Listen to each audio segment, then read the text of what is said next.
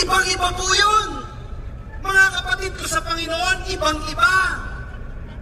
Ang unprogram, hindi po dumadaan sa scrutiny ng Kamara, sa scrutiny ng Senado. Iba po yun.